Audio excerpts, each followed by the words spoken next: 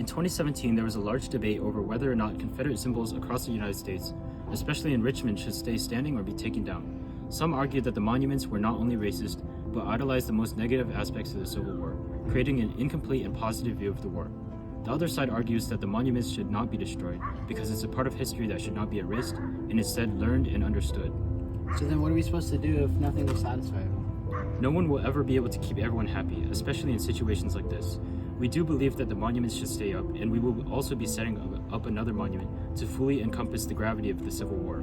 So we had a few ideas before arriving upon our final draft of the document, which will be shown next.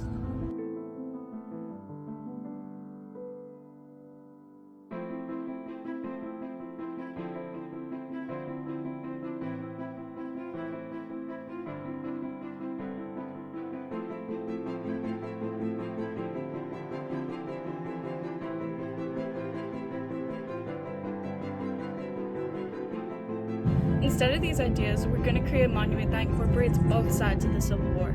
There will be a map of the United States placed upon a pedestal. The map will be split in half and is being pushed back together by Abraham Lincoln and General E. Lee.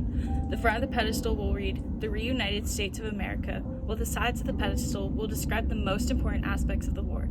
The left will have an excerpt from the Emancipation Proclamation, and the right will have a quote from General Lee. While there has been a large debate over the monuments located in Richmond, we have ultimately found that it is best for the monuments to stay where they are because they are able to teach the people of the United States about the history of the country. Document 3 further highlights how these monuments will speak their message to unborn generations, serving their duty to the people of the United States. One of the main reasons people wanted the monuments to be taken down was because they kept a nostalgic view of the war. So in order to combat this, our monument will have a description of the overall war and why it was so important to the United States. Document 9 has the inscription of Gloria Victis and Veritas Vincit, which translate to glory to the defeated, truth prevails. While at first sight, people might believe that this is rude or insulting, ultimately the stone is attempting to state that the Southern soldiers should always be remembered as heroes who sacrificed their lives for what they believed was right. But at the end of the day, the truth of the matter will always win. Many might argue that we're putting the rage and the pain of the Civil War back into society, but we are not doing this. Instead of keeping the open source of war like Robert E. Lee in document number 2 describes not to do, we are highlighting the unity of the nation that came out of the Civil War, explaining how the nation must stay together in order to function properly.